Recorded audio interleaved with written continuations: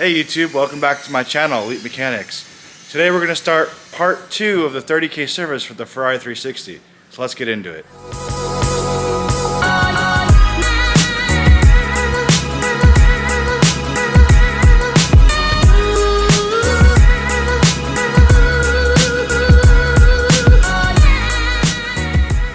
Got this beautiful 348 Targa in the shop as well right now.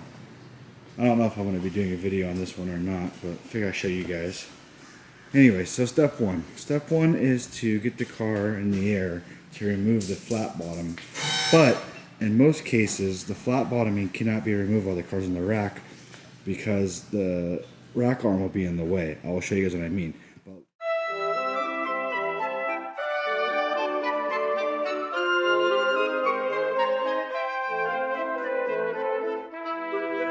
Okay, and you can see we got it up in the air. So all of this here is a part of the bumper. So we're not going to mess with this, but here where it connects, this is what we'll be removing. You see these connection points. And then from here back, we'll be removing all of this as well. So once we get all that off, then this can come down. So now what I was telling you earlier is that generally you cannot get this flat bottom panel off with the rack still on. You can see these holes here, but you wouldn't be able to remove it, it'd be stuck. But this car in particular has been modified in the past to allow for it. I'm not a huge fan of it, but I'm also not going to complain because it makes my life a little bit easier. But you can see here it's been cut out so I can get it down and over the arm and remove it while it's still in the air. But most 360s that haven't been molested like this, you will be doing this on a jack or on a 4-post rack. So if you have a 4-post, you'll be able to do it and then remove it and then lift it up to do the work, however you want to do it. But yeah, usually you won't have the things cut out to get around the rack. So that's kind of a nice thing.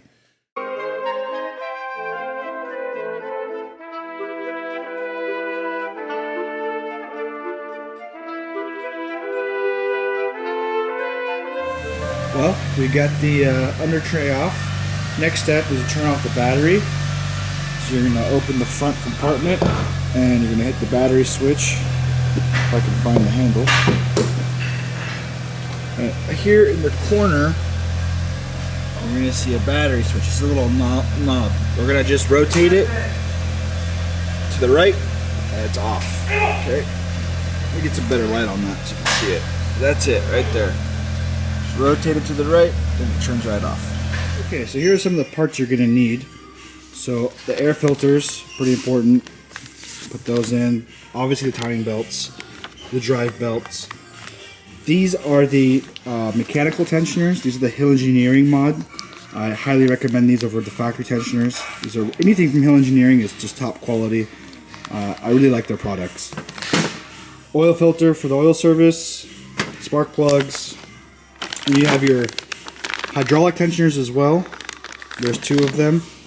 And on older models, there is a service bulletin for these. So after a certain assembly number, you need a bracket that's updated.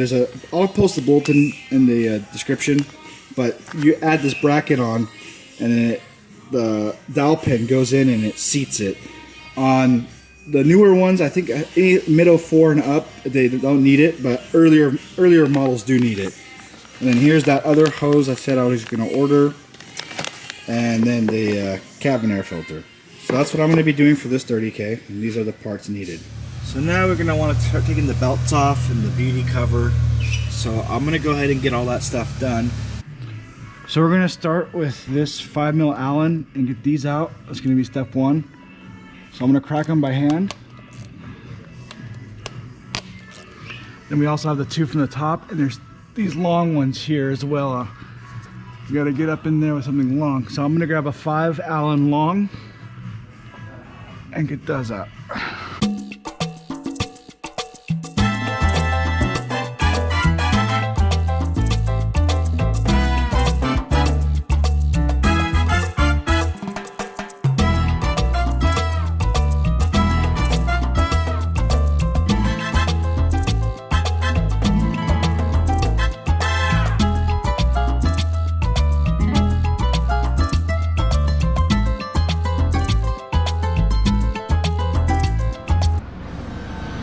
guy right here and this guy right here. So that is a 12 and a 19. So we're gonna grab a 19 and a 12.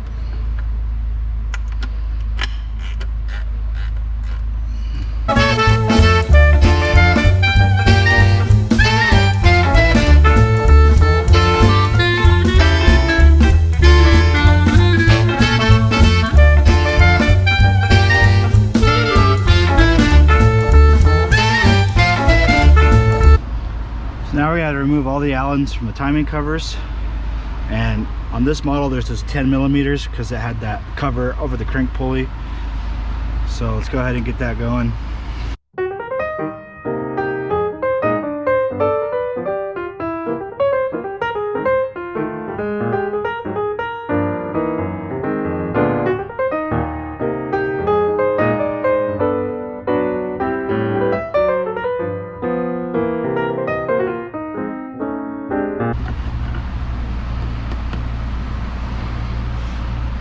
There it is.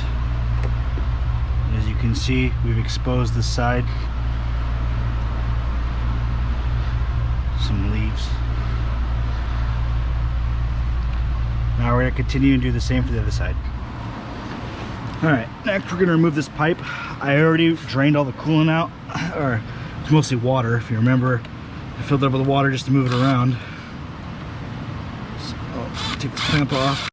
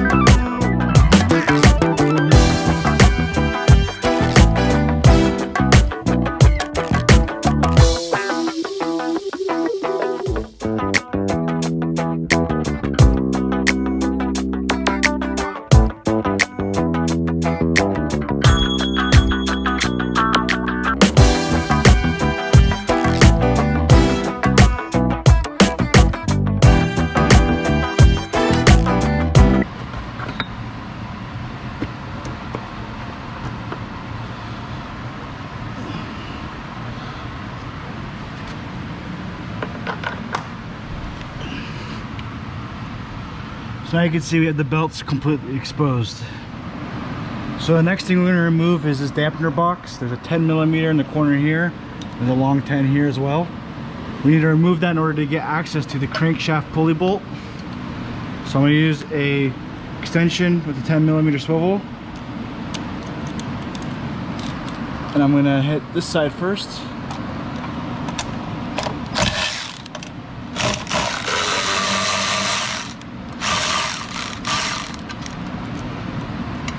There's one, and then I'm gonna get this one.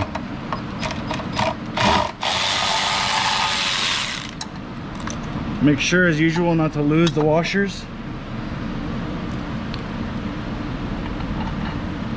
Nice and careful with the washer. And then get the box out. Next, you're gonna need a 36 millimeter socket, and that will go right there and allow you to spin the engine so we can lock the crank. So we're also going to need to remove these 4 Allens to access the flywheel to lock it. And it fits nicely and snug. So that's what you need for this plate, 4 3mm. And then you're also going to need the locking tool. I don't have the old style Ferrari one, I have the Hill Engineering version right here. So this is the AV3207, that's the Ferrari number for this, and I believe this is also a 3mm as well to make it convenient. So let's go ahead and remove those Allens.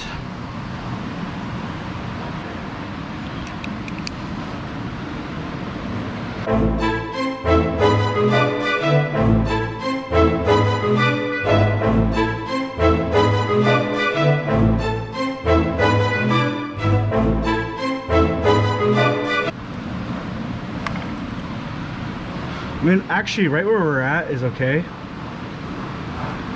We could lock it right there. I think my tool would fit without even rotating it.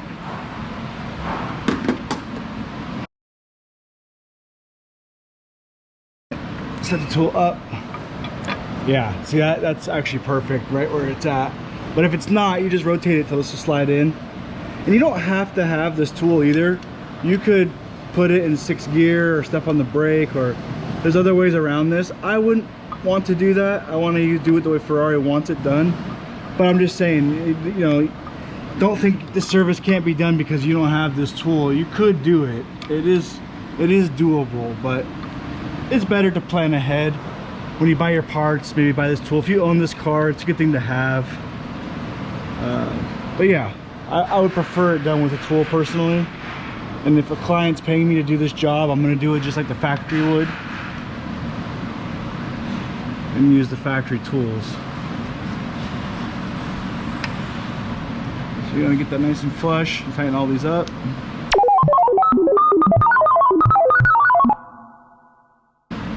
Get in there on the crank bolt.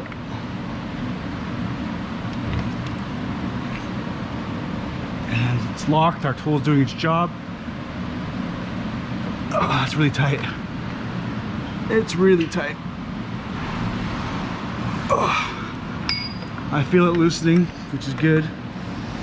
Do that again.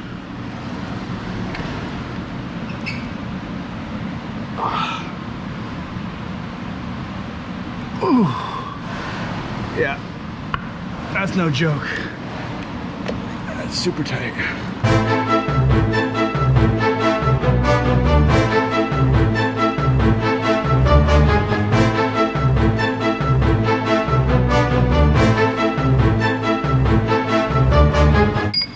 All right, it's finally out. Whew.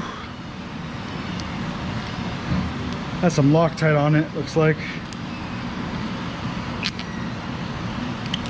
All right, so there's our crank bolt.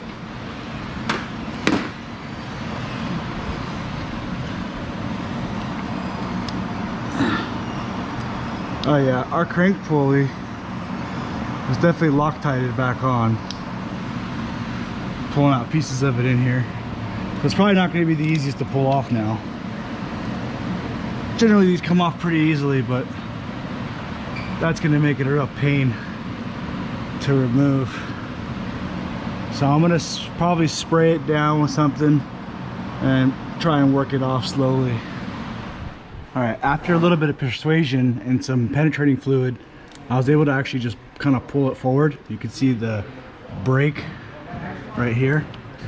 So I can just kind of move it off. And there it is, we have our crank pulley out. Okay.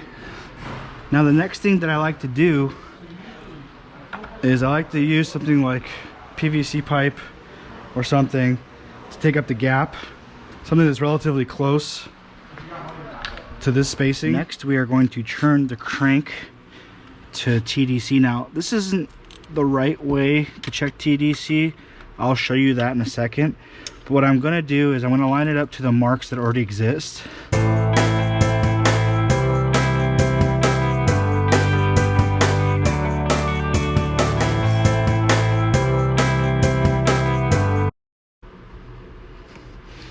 Okay, so I rotated over.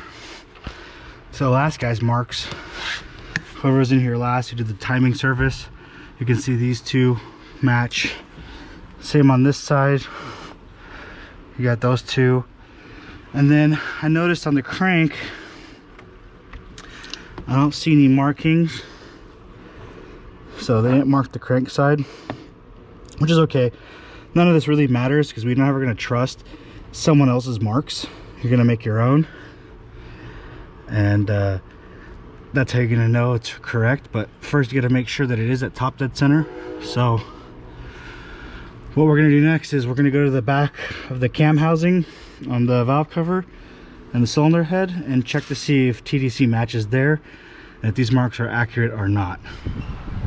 All right, so next we're going to take off these bolts here on the passenger side cylinder head for this rear cover, and that's how we're going to check to make sure that our timing is correct. So these ones are 10 millimeter, kind of a pain in the ass to get to.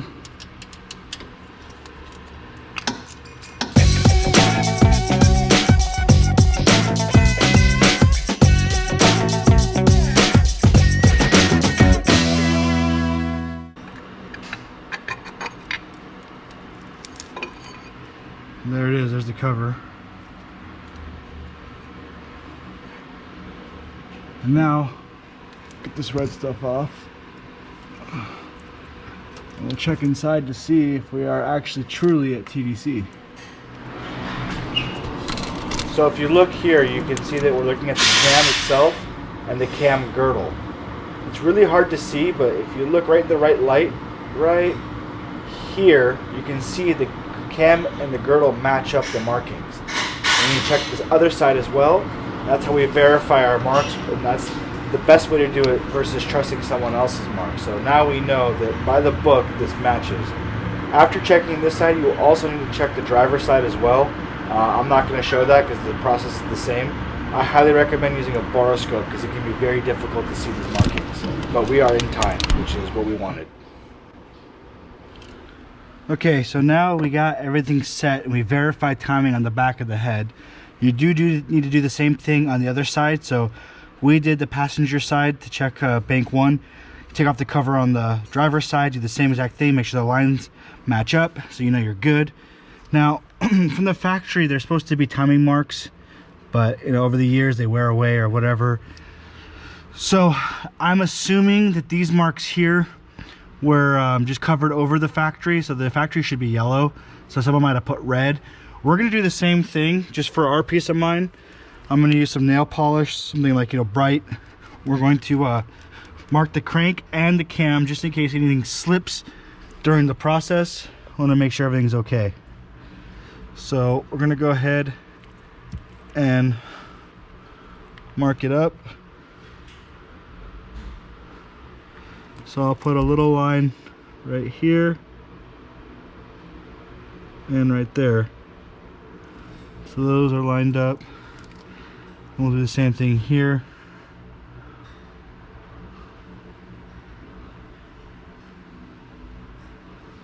A little line there. And then we'll just remark the camshafts.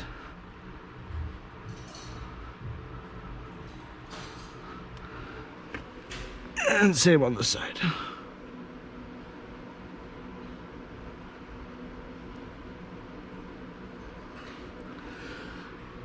So now that we got our own marks, if anything moves, we'll be able to tell. Nice and bright, easy to see. So now next step is we're gonna take a pin like this, and we're gonna see how stretched the belts are. So this should be able to fit in and out smoothly, and it doesn't, meaning this has stretched and this has moved forward to take up the slack. So what I have here is I actually have a Hill Engineering tool that's made for these tensioners. The Ferrari number is AV2938-A, but Hill Engineering makes their own version of this tool, and it goes here so you can swing it left or right to set the tension. And it goes quarter drive, which is nice. So you can kind of set it in there and work the tool left or right to set your tension and get your pin to slide in. Probably gonna need to loosen the 17, but if it's close enough, which it is, just put a little tension on it and I was able to get my pin in. But if it's really stretched, then you'll have to loosen this up and grab this and rotate it. So now that I have my tensioner pinned, we can take apart this side, and we can do the same for this side once we have this side done. So we'll do one side at a time, make sure nothing moves. But for now, that's it for part 2. All of this will get done in part 3, and we will continue on and we'll wrap it up. That concludes part 2 of the 3-part series on the 30K for the Ferrari 360. Please like and subscribe if you enjoy this content, and I'll see you soon.